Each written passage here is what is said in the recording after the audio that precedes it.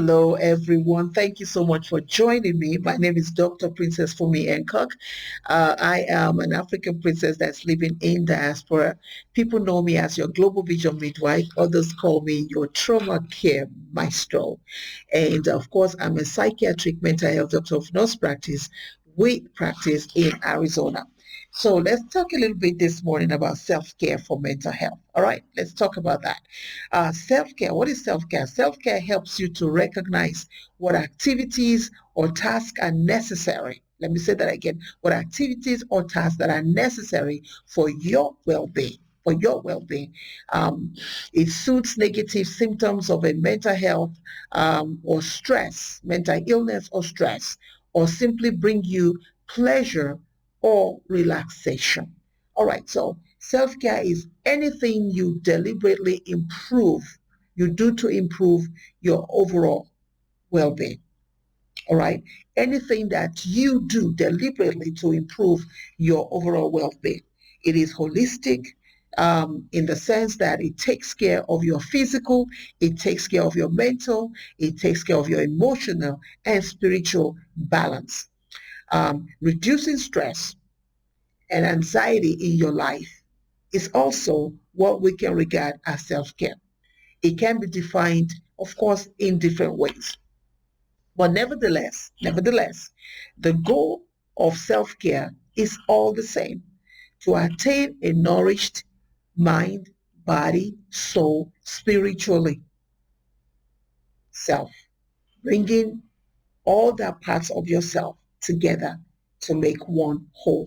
Yes. All right. So assessing the quality of your relationships is also a form of self-care. Now, many of us either have relationships, others have relationships that have gone south, right? But it's important that you assess the health of your relationships. There are just some relationships that are not worth saving. There are some relationships that should not even be in your life right now, but yet you're hanging on to them because you feel like you don't have any choice. But it's time for you to assess and reassess and continue to reassess the quality of the relationships that are in your life, because that's self-care. So, are you surrounded by people who lift you up? Good question, right? How is the energy you receive from others? How is that energy? All right. Think about the relationships that you have or are in right now. Right. Remember, sound relationships can help you maintain your positive mind. Not so sound relationship, well, you know where that goes. All right. Self-care is essential because you love yourself. Now, when I talk about loving yourself, I'm not talking about narcissistic, sociopathic kind of way of loving ourselves. That's not what I'm talking about. I'm talking about a healthy way to love yourself. Love yourself means you care about yourself. You care enough to take care of your own mental health. All right.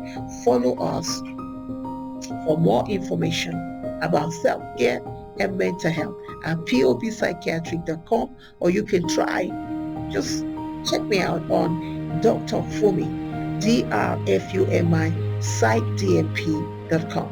So are you struggling with a mental health condition right now, such as anxiety, depression, post-traumatic stress syndrome?